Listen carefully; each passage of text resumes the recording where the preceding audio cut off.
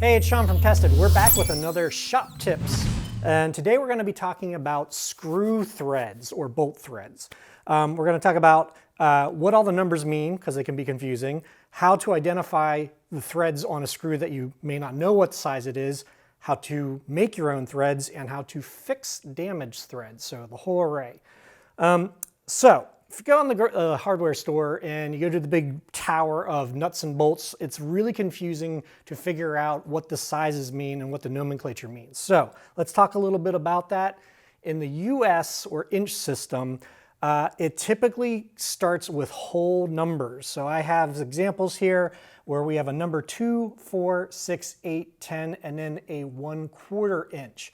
And that refers to the diameter. And as usual, we have to make things confusing. So when a screw is below 1/4 inch, it goes by a whole number ranging from 0 to 12. And there's a few numbers in there like 5 and 7, which you will rarely, if ever, see because they're real oddballs and they don't come up very often. And it can go down to as small as 000, which are microscopic screws. So what does this mean? Well, there is a formula that equates to, which I don't know, and I'm not going to go into, and I've been doing this long enough that I know in my head how big a number 2 screw is. And as you go through this stuff, you will get used to that as well. But just keep in mind that below 1/4 inch diameter, it will be a whole number. And you'll typically see it written as something like this. So 440 times 1/2. So what does that mean? Well, the 4 obviously is the diameter, so that is a number 4 screw diameter, so that's a pretty small screw. The -40, that is threads per inch, so how many threads on the screw are within an inch. And then times 1/2, that's simply how long the screw is. Often you'll see this abbreviated to something like number 4 times 1/2. So it's a number 4 screw, 1/2 inch long, and the reason they leave that off is there's usually common sizes. So the most common sizes in the US screws come in coarse threads. So you have both coarse and fine threads, which you may see designated as UNC or UNCF, which is Unified National Fine and Unified National Coarse. So we have number 10 screws here. We have a coarse number 10 and a fine number 10, and they are pretty much the same diameter, but you can see that the coarse has further apart threads than on the fine. Why would you even need different thread sizes? Well, there's some advantages to each. Fine threads tend to be a stronger screw. If it is a situation where you need to use the screw to make adjustments, then you could do finer adjustments with the finer threads. And fine threads also tend to not come loose on their own very easily. They hold in better. Coarse screws are perfectly fine. They usually have plenty of holding power. They are the most common screw threading that you will come across. So the C and the F, fine and coarse. If there is no number listed for the pitch, it's probably going to be a coarse. All right. Now on the flip side of that, we have the metric. And metric is far easier. It is generally designated as something like this, M4-0.07 times 10. So it's an M4, 4 millimeters in diameter. And that's just how it works. If it's an M1, it's 1 millimeter in diameter. If it's an M10, it's 10 millimeters in diameter. There's no whole number fraction changeover, far easier. Just keep in mind that this does not equate. An M4 is not a number 4. They're totally different sizes, so just remember that. Now it gets a little confusing here if you're used to the US sizing. This is actually not threads per inch, but pitch. So when you're designating a metric screw, that number is designating how far apart each thread is. So it's the measurement between one thread to the next. So generally, the higher the number here, the further apart or coarser the thread's going to be, versus the higher the number here, that's threads per inch, the finer it's going to be. So it's the exact opposite. You'll often see metric abbreviated something like just M4 times 10. So that's a 4 millimeter diameter, 10 millimeter long screw. And it pretty much defaults to the most common pitch, usually the coarser ones as well. So that kind of gives you a general idea of like how the sizing works. how do we figure out what size screws are when we don't know? So maybe you have one that you need to match to, or you have a hole that you need to figure out what size the hole is. You can use a variety of different gauges for that. And they range from really simple to really complicated. So this is probably the simplest, which is this is a pitch gauge or a thread gauge, and it will let you basically put this onto the threads of a screw, and the little teeth are different pitches apart, and you can figure out the spacing on the screw. Now this does not help you figure out the diameter, but you could also measure that. So this is somewhat useful, depending on what you're doing. This is by far probably the most common one you'll see. You'll probably pick one up at Home Depot. And the idea is that you first find which blank hole that the screw fits in, and that will give you the diameter. So it's a number 10. You flip it over, and it has a variety of threads per inch or pitch that you put this into until you figure out the one that matches. So that will give you the diameter and the pitch of the screw, and then you can go buy whatever you need, and then it has the length measurement here on the side.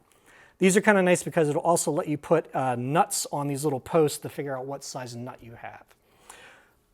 This is a really, really complicated one. It's the same general idea, but this also is good for rods and drill bits and figuring out different diameters for different types of things.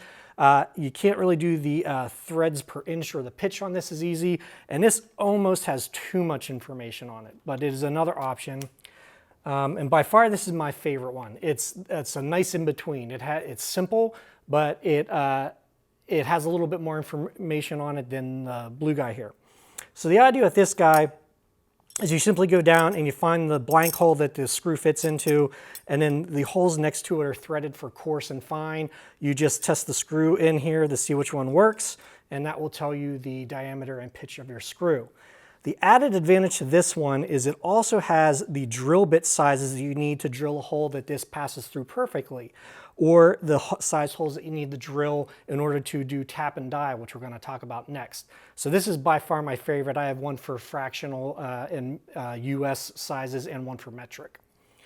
Okay, so how do we make our own threads? So you're building something and you need to, make threads in a block of aluminum or steel or whatever to fasten things together. So that's where tap and dies come into play.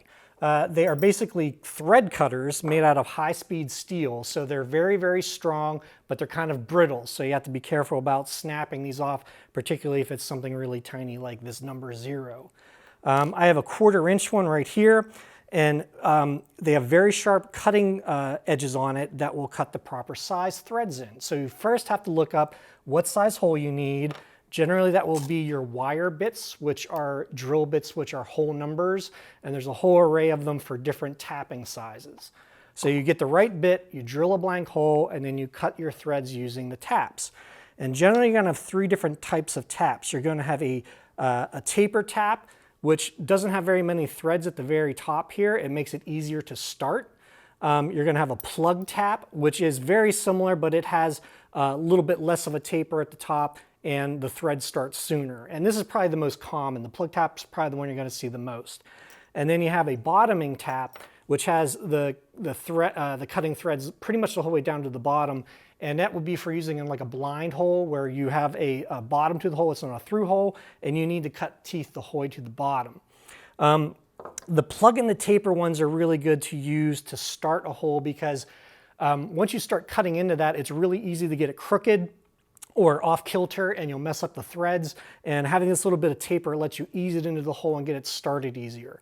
And probably the most important thing with doing the taps is getting it straight, and using cutting fluid. And you could even use like some 2-in-1 oil, like particularly if you're doing small stuff, or use some actual fluid that's meant for cutting, and lubricate it. And then you're going to want to start and back off, because as you cut this, it's going to start to make little curlicues of metal and it's going to get tight to turn. And you have to back it off a little bit to clear that debris and then to keep going. So it's usually a few turns forward, 1 back, a few turns forward, 1 back, and we'll demonstrate that when we get to the end here. But taps, they are available in a variety of sizes. You can use them in certain machining setups like lathes or milling machines. You can't really use them in a drill press because that doesn't give you the ability to go back and forth, and it goes too fast for the most part. There is a trick to using a drill press to get the tap centered for starting purposes, which obviously we don't have one here, and you can look that up on YouTube. So the opposite of that is dies. So if you have a blank rod, you need to cut threads onto it, you can use a die, which comes in a variety of sizes and thread counts just like the taps, and you basically lubricate this and you turn it onto a rod. I find that I don't use dies that much. I use taps far more because, frankly, it's usually easier just to go out and buy the right screw or threaded rod, etc. Versus, if you have a block that you need to actually put threads into, you can't go out and buy that per se. So I use these a lot for fixing threads. And I know some people are going to be like, that's the wrong way to use these. And that leads us into our next topic, which is fixing messed up threads. So I have a screw here, which has damaged threads. I hit this with a hammer. So what's going to happen is as you try to thread this nut on, it's going to get to a point where it just stops. It's not going to go on any further. So how do you fix that? You could force the nut and try to fix it that way. That's not going to work a lot of the times. And this isn't sharp enough to cut new threads anyway. So there are actual thread restore or thread chasing or thread repairing kits. And they look very similar to the tap and die kits, but they're not quite as sharp and they don't cut quite as deep. And the idea is that as you turn them on or thread them, they will bend the teeth back into shape versus cutting new ones. Frankly, I have often used dies for fixing threads on damaged bolts. You just have to be really, really careful because the teeth are so sharp that you do run the risk of just completely ruining the bolt altogether, and you're gonna have to get a new one. But I couldn't justify the expense of buying a whole tap and die set and the restore kit, so I have used it for that on occasion. I rarely use it for threading rods myself. The other option is if you don't want to spend the money on a full thread restore kit, you can compromise and you can get these thread files or thread restorers. And basically they just have different thread spacings on each side. You find the one that corresponds to the bolt that you need to fix, and then you run this along the threads until you file out the damaged portion. And these work really well. They are available in US and metric sizes. Some of them also have these extra little guys on the end, which you can use for fixing the insides of nuts. But these are called thread files or thread restorers, and is a good alternative to a full set if you need them. So we're going to demonstrate doing cutting some threads with a tap. We're going to do a 1/4 inch tap. So I'm going to look at my chart here, and we're going to do a coarse 1/4 inch diameter thread tap. So if we look here, this number down in the corner is number 8. That is the drill bit size that we need to drill the hole to properly cut the threads. So the hole's a little smaller than the threads themselves. So I've already done that here, drilled a hole into this aluminum with a number 8 bit. In our handle, we have the taper or the plug tap, which is probably the most common. It has a little bit of a taper at the top or at the end to make it a little easier to start. We're going to use some cutting fluid. I'm going to just drip some on the tap here. You could also use like 2-in-1 oil or other similar lightweight oil. The important part here is to make sure you get this started straight. So you want to kind of look at it from the front and the sides as you start this to make sure that it is 100% straight, because it's really easy to get this going in crooked. And you can use a trick where you can use a drill press to kind of ride on the top of some of these if you have the right handle to get it started, but you're not going to use a drill press to actually do the tapping. So as you go, it's going to start to make these chips, and it's going to get tight to turn. So every few turns forward, you got to go back, which clears the chips out. So I usually kind of go like this: a few turns forward, twist it back, a few forward, twist it back, a few forward, twist it back. And you're going to keep doing that until you get the whole way through. All right. So you can see all the chips that fill in the flutes here. And we have our threads cut. We have our 1/4 inch screw.